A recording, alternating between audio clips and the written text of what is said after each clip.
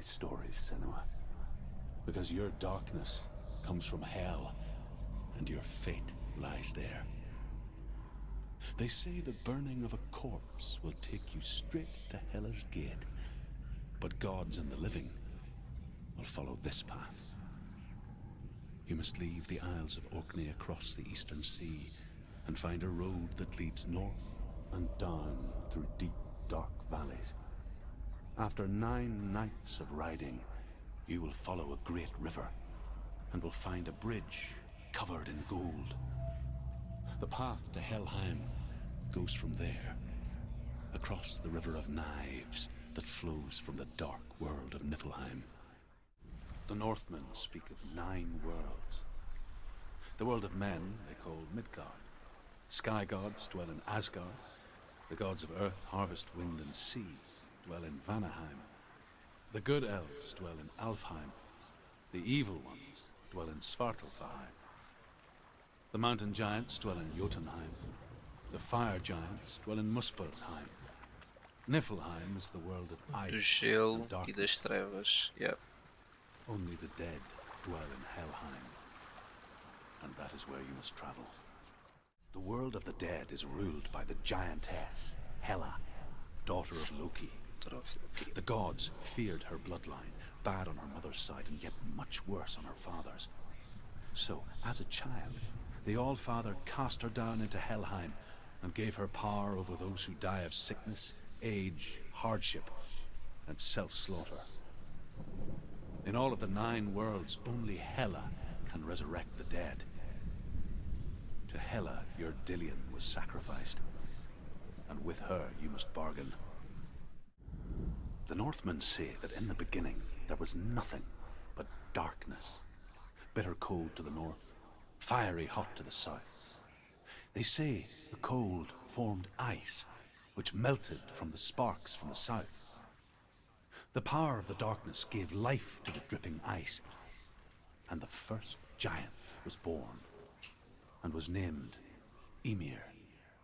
The ice continued to drip, and the power of the void gave life to it, and it became a cow, whose milk fed the giant.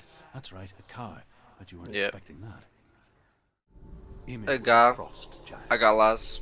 a being of darkness, and all his sons and grandsons were dark after him. Of his daughters and granddaughters, some were monstrous, but others fair. But there was another who came from the ice. Buri. In shape, he was like a man, big and powerful. His son, Bor, took a fair giant to be his wife, and they had 3 sons. Odin was the eldest, and the Northmen hold him to be the foremost of the gods, the All-Father. The Northmen say that Odin and his brothers killed Ymir, and that the world of men was formed from his corpse. They made his bones into stone, and his flesh into earth, and his blood into the salt sea. They set his skull to be the bowl of the sky, with his brains for clouds. Odin and his brothers caught the sparks flying from Muspel and made them into stars. And to protect the new world from the giants, they used Ymir's great curving eyebrows as walls. The Northmen say you must sacrifice in order to receive. They tell how the runes were revealed to Odin only in sacrifice. He hung himself from the world tree, and he stabbed himself with a spear, and he dedicated the sacrifice to himself. For 9 nights he hung on the tree without food or drink, and at last he saw the runes below him. He gave a cry and gathered them in his mind and learnt them. Then he fell from the tree. The Northmen say that Odin is always in search of knowledge and wisdom and magic. There was a very wise being named Mimir, who guarded the waters of wisdom which flow from the roots of the world tree. Odin wished to drink from this spring, but he had to pay a price. So he gouged out his own eye as offering to Mimir. He drank from the well and traded one way of seeing for another. The Northmen say that Odin has two ravens. Their names are Thought and Memory, and each day he sends them out to fly all across the world. Upon their return, they perch on his shoulders and tell him everything they have seen and heard. In this way, he learns of things far and wide, and for this reason, he is called the Raven God. Senua, like Odin, you must seek wisdom through thought and memory if you are to succeed in your quest. The Northmen tell this story. Before the earth was created, there was a world called Muspel. Because it was in the south, it was bright and hot, flaming, burning. Sparks that flew out from Muspel became the stars. Other sparks melted ice in the frozen world of Niflheim, creating the body of the first giant, Ymir. Muspel is one of the 9 worlds, and is now the land of the fire giants, and people from elsewhere cannot endure a journey there. The Northmen say that the defender of Muspel is called Surt, the foremost of the fire giants. His name means the Black One, because he is like something burnt. The Northmen believe that he sits at the border of Muspel with his flaming sword, and at the end of the world he will leave his post. He will travel to Asgard and Midgard, waging war against all the gods. He will be victorious, and then burn the whole world with fire. Isto é a runa N. The Northmen believe that the world will be destroyed someday. N não, U. Perdão, Urus. Ragnarok, the destiny of the gods. Asgard will be attacked by Surt and the fire giants.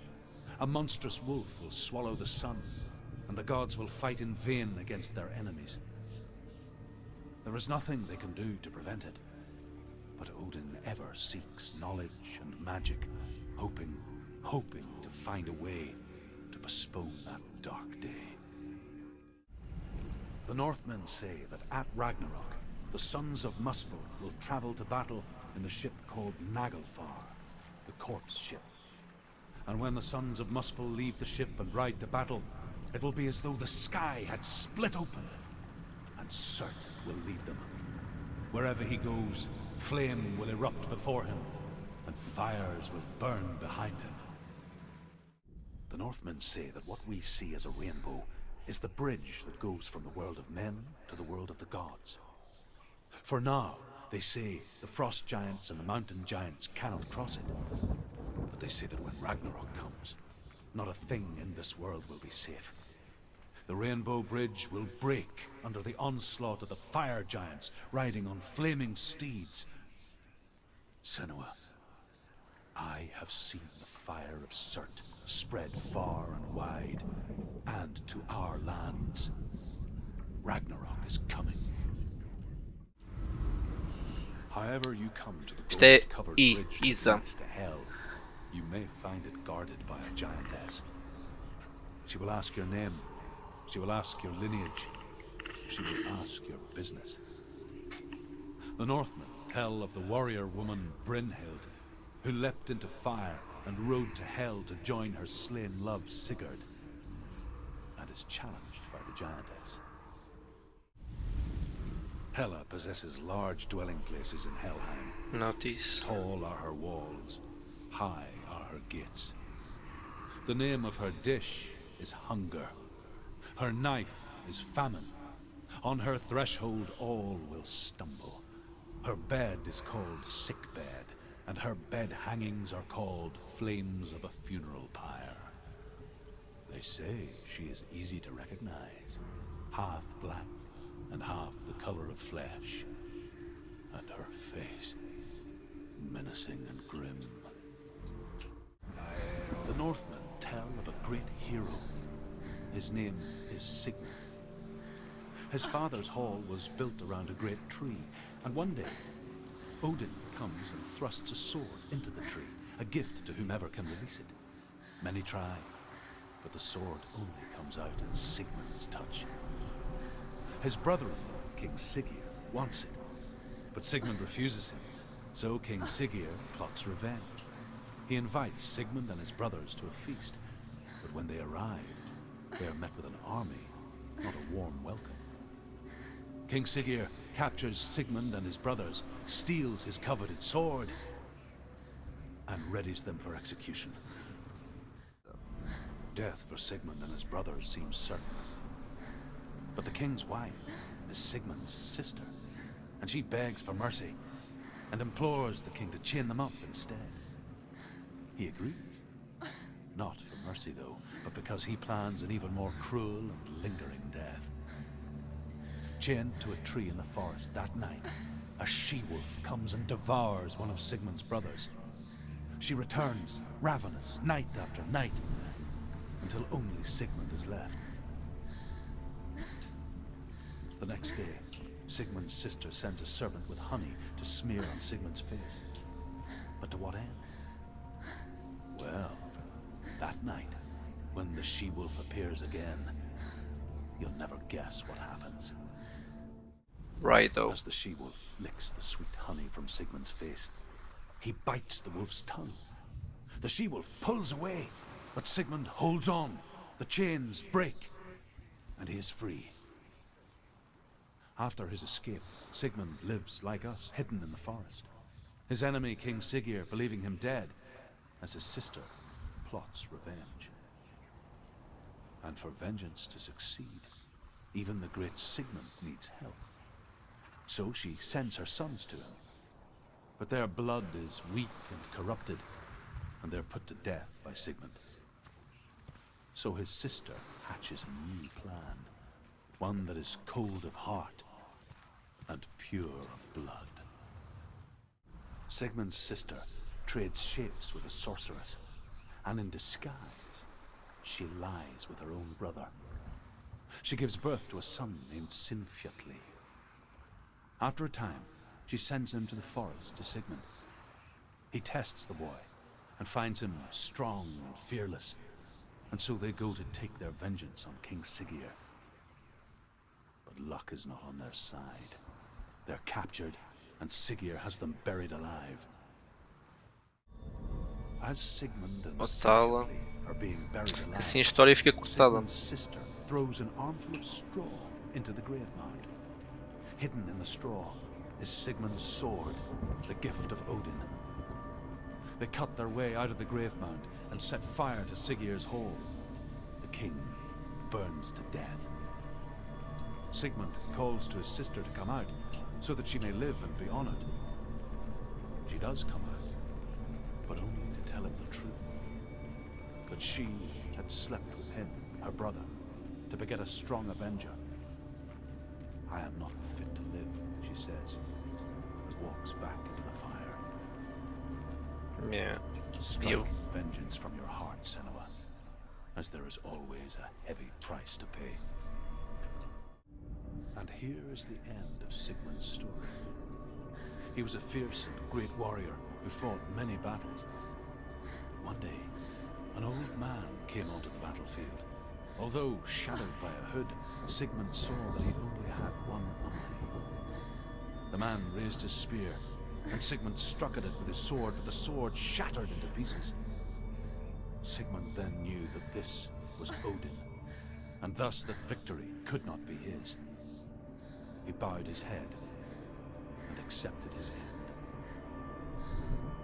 Dying, he tells his wife that she is with child, and that her son will one day make a great weapon out of the fragments of his sword. The sword named Gram. Senua, you remind me of a story that the Northmen tell about a young woman warrior. Cá estão nas outras Her duas name is Herver, the daughter runas of a berserker teleportadoras. born after he was killed. She's a wild, willful child who teaches herself to fight with weapons. When she learns where her father is buried, her only desire is to reclaim the treasure buried with him, but É above runa all, aqui, Gebo. the sword, Tyrving. Herver disguises herself as a man to join a band of warriors, and soon becomes their leader. Matá-la. When they come to the island where her father is buried, her men do not want to go ashore. They say that evil haunts the island, and that it is a worse place by day than other places are by night. Fearless, she lands alone. There are many grave mounds, and all of them have ghostly flames burning over them. She comes to the grave mound of her father after passing through these ghostly fires as though they were mist. The flames I passed through were real enough. Damn the Northmen to hell. Within the burial mound, Hervor calls on her father to wake from death and bring her his sword. She says that it is not seemly for the dead in their grave mounds to bear valuable weapons. Her father answers with words of warning. You go to your doom. Baleful runes surround you. You have gone mad. You have lost your mind. Your thoughts are confused. It is dangerous to wake the dead. Like I said, she reminds me of you. Hervor ignores her father's warnings. The grave mound opens, and it seems to be full of fire. Again, Hervor demands her inheritance, but her father warns her that the sword is cursed and would be the bane of her family. But he relents and brings her the sword. She leaves the island with it, but the curse holds true, and death would follow in the years to come. And so, Senua, the misdeeds of a father have cursed his daughter. Percam. The Northmen tell this story about the death of Percam. Balder. It begins with dark dreams. Night after night, Balder dreams of his own death, and the gods fear for his life. So Balder's mother makes everything in the world: fire, water, iron, stone, earth, wood, beasts, birds, serpents, poison, sickness, swear an oath not to harm her son. One by one, they each make their vow. Neither weapons nor wood will injure him, Balder's mother boasts. Only Loki, father of Hela, the mistress of death, is not amused. The gods feast and rejoice and amuse themselves by throwing spears and stones at Balder, striking at him with sword and axe. But he comes to no harm, whatever they do. The gods never cease to wonder at this great marvel. But Loki shapes himself into a woman and asks Balder's mother, "Is it really true that all things promise to keep him safe?" "I did not ask the mistletoe," Balder's mother confesses. "I thought it was too young." Oh dear. Pois. Loki makes a dart vas. out of mistletoe and goes to the gods as they throw things at Balder.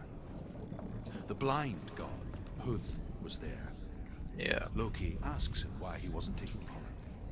Huth says, "I cannot see where Balder stands, and even if I could see him, I have no weapon." Loki replies, "Here is a wand. I will tell you where he stands." And Huth throws the mistletoe at Balder. It pierces through him, and to everyone's horror, Balder is killed. And for this, Huth is slain. The Northmen tell how the gods mourned Balder. His body was to be burnt on his ship, but they could not manage to push it into the sea, and sent for a giantess to do it. She comes riding a wolf and has vipers for her reins. She pushes Balder's ship into the sea with such force that the ground shakes and the rollers burst into flames. When Balder's wife sees his body carried onto the ship, her heart bursts with grief, and she dies. She's put next to her husband, and the pyre is lit, sending the dead to hell. But even so, the gods cannot accept his death.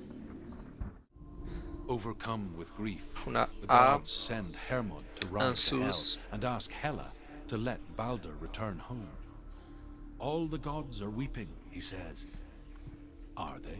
asks Hela. "We shall see if he is truly missed. If everything in the world will weep for him, he shall go back to the gods. But if even one thing refuses, Balder stays with me." The gods send messengers everywhere. "Weep for Balder! Weep him out of hell!" and everything wept. Men, beasts, earth, stone, trees, metal, everything. Except for a giantess they found in a cave. Yeah. Balder was never my friend, she says. Let Hel keep what she has. The Northmen say that the giantess must have been Loki in disguise. The Northmen tell how the gods punished Loki for Balder's death. They captured him and took him to a cave. They fetched his 2 sons and turned one into a wolf, and he ripped his brother apart. Hey, yeah. The gods used Loki's own son's entrails to tie him down, and turned these bonds to iron, and dangled a poisonous serpent over his face, so that its venom would drip onto him. Each time the venom drips onto Loki's face, he writhes in agony. The Northmen say that is the cause of earthquakes. A reminder, perhaps, that if even gods must accept death, then so must we.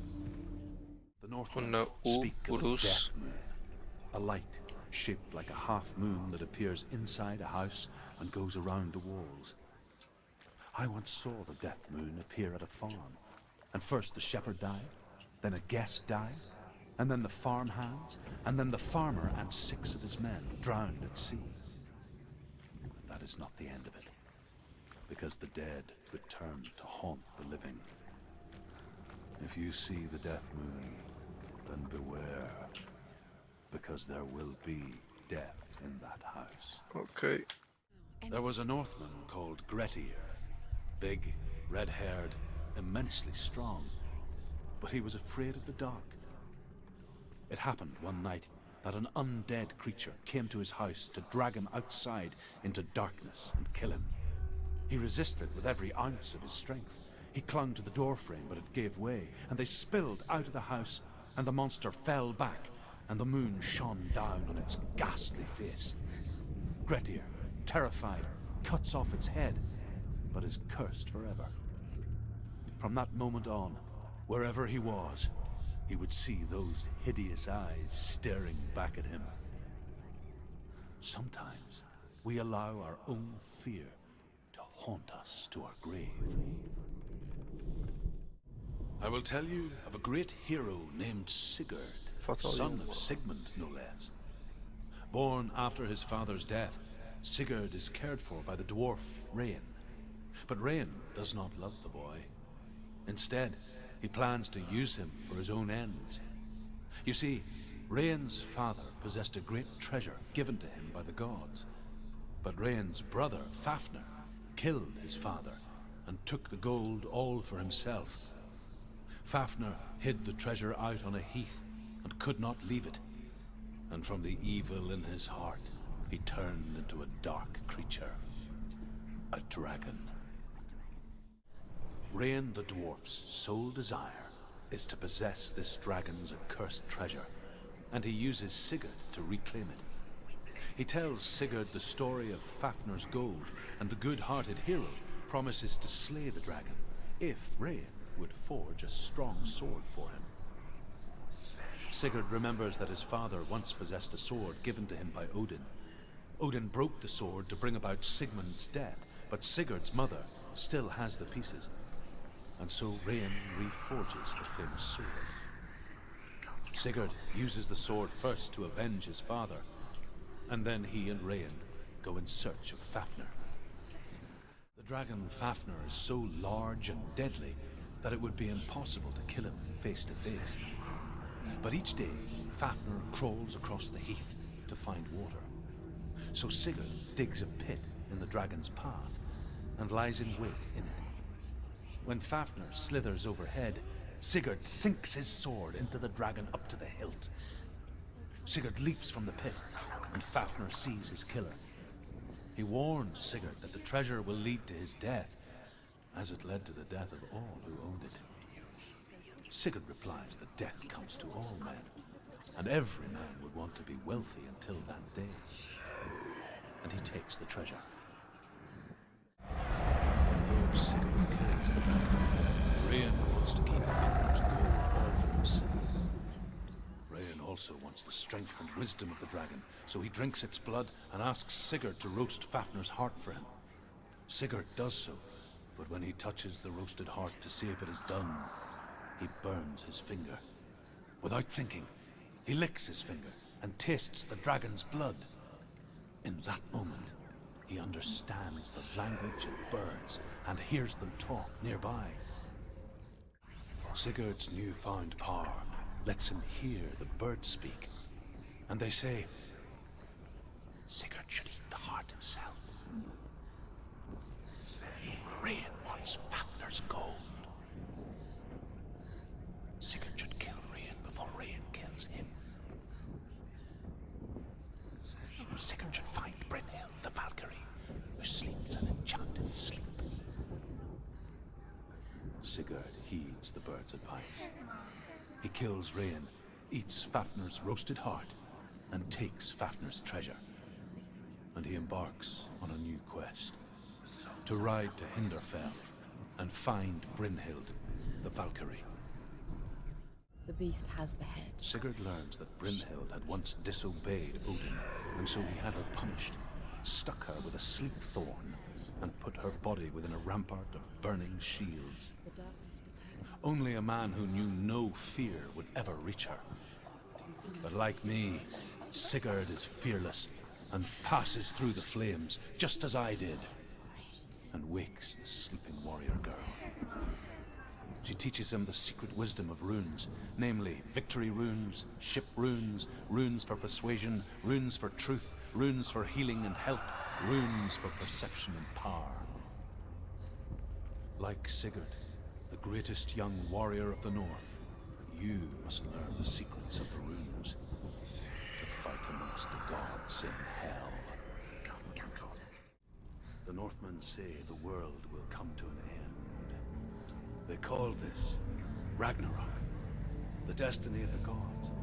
Faltam aí 3 runas. There will be a terrible winter, 3 years long. Then, mankind will turn on itself. Brothers will fight each other to the death, and people will forget what they owe their kindred. Times will be hard. Crimes will be great. It will be an age of axes and swords. The wind will blow through abandoned halls. Wolves will walk where children played. The world will fall into ruin. The Northmen say the gods will fight their last battle at Ragnarok. Their watchmen will blow the horn that can be heard through the whole world. And Odin will speak with the severed head of Mimir, which gives him good counsel. The land of the giants will thunder with the sound of their army on the move. The gods will assemble. The dwarves will leave their stones. The frost giants will come from the east. The Midgard serpent will turn up the waves. Eagles will scream and tear at the corpses with their yellow beaks. The ship of the dead will set sail.